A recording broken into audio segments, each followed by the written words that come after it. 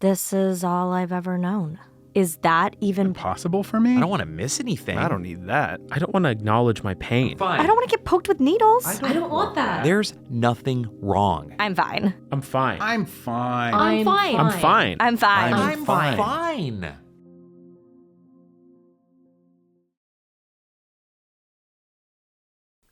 We are living in an age where you can choose and manage your treatment based on your lifestyle. We have treatments that are FDA approved that can potentially raise factor levels to a mild range.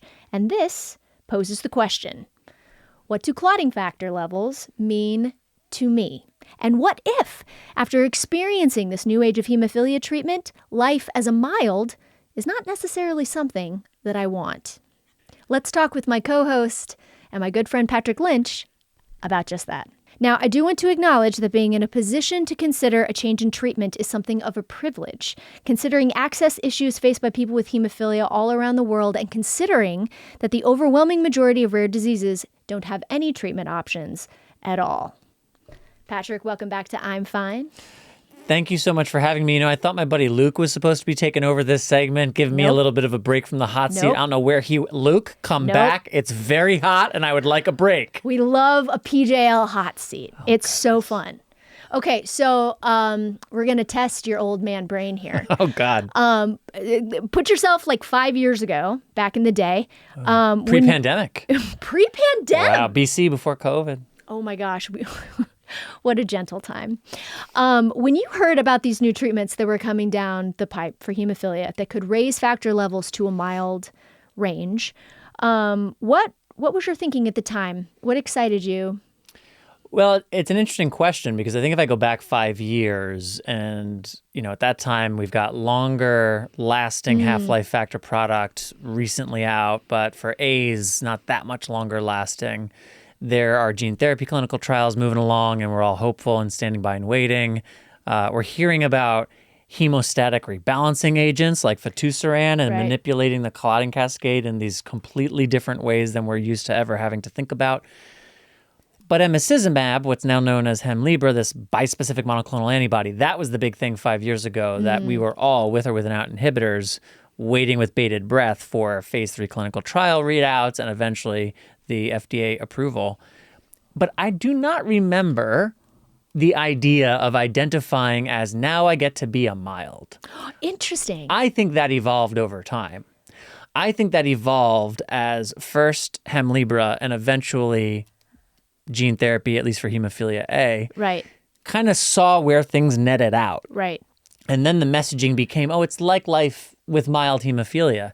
But that was never, for gene therapy, that was never the goal. Yeah. Still today, all the headlines are about cures. Right. Mild isn't the goal. Right. With Hemlibra and the idea of a subcutaneous product, I don't take factor on prophylaxis to live as a mild. That's not the goal. So how would it be moving forward to start a prophylactic treatment regimen that meant I was a mild? Why is that better? So I don't remember that framing at the time. And frankly, I think if that existed, I'll speak for myself, I would have been much less excited about the potential of the therapy if from the jump I thought my ceiling was to become a mild. Interesting. What's your reality? Do you identify as a mild? No, I don't. But I guess I guess that's how I live. I mean, I'll just be very candid, and I'm obviously speaking for myself. I'm not speaking on behalf of anybody else's experience as a patient with their treatment, whatever. This is just me. But I waited a few years after emicizumab was approved to talk with my doctor about it and talk through my options. And I was having a baby and thought, I'm sick of infusing. I'm done with every other day IV needles. And it's like, it's really becoming a thing for me. I'm about to have a baby. I want to reduce burden. I also don't want to be doing that while I have an infant. So the decision, it was clear, like, okay, this is the time for me. It's been out. I have a little more confidence. And it was life-changing. It was life-changing. I saw, you spoke earlier about after my ankle surgery and like a light that came into my eyes. I saw that in friends of mine and community people who had inhibitors, and they're telling us about their experience on Hemlibra. And I know the people at Genentech can't say it's life-changing. I can. Yeah. It's life-changing for a lot of people. Yeah. It was life-changing for me. As time has gone by, I have been more aware, though, of sneaky bleeds and little bruising patterns that I didn't previously experience.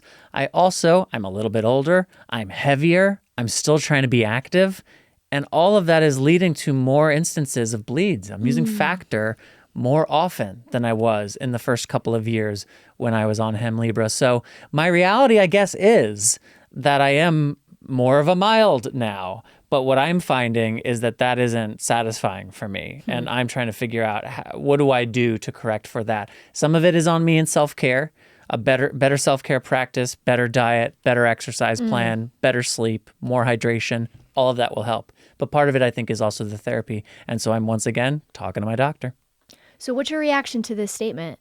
Life as a mild is not necessarily the life that I want. Fact. I am not trying to be a mild hemophiliac. I'm not trying to live with mild hemophilia. The goal has never been to live with mild hemophilia. When I was a child, the things that were done and prescribed and the efforts made for me as a patient were to normalize my life as best as possible. Living with mild hemophilia is not normal. So again, I think the message has changed as the data has kind of shaken out and we've learned, oh, this treatment option essentially means this. That's fine. And if that's true, that's great. Not for me. I'm not interested in living with mild hemophilia. I'm interested in living with no hemophilia or as absolutely close to it as possible, which may mean being someone with severe hemophilia who is on a factor prophylactic regimen. And since this is the I'm fine mindset segment, Yeah. what is mindset with this? What is daily mindset? What is behavior change? Is it just addressing and identifying some things that is physical in your body that you feel? Tell me a little bit about your mindset. Well, mindset's tricky. I think to your point about living as a mild person with mild hemophilia, I suppose you could argue that comes with it a certain mindset of, okay, I do have mild hemophilia. That means certain things are available to me and certain things are not. But the other odd thing about the treatment options that, to your disclaimer earlier, those of us fortunate enough to live in places with access can consider is that while I have mild hemophilia, I also still don't have factor. Like if I was producing 4% factor levels naturally, okay, I would have mild hemophilia, but there would be factor in my system. I have mild hemophilia, but there's no factor in my system. And factor and all the things that factor may do that we aren't aware of, right? The things that are baked into the cake, so to speak, when we're replacing what's missing as opposed to creating something mimicking a specific activity done by that which is missing. Well, what about the activities we don't know about? The role that factor VIII may play in bone healing. Well, if I don't have any factor VIII in my system, what does that mean for my bone health long term? So mindset, it plays a role here, but at the same time, there are some hard and fast truths about what is or is not happening inside the body.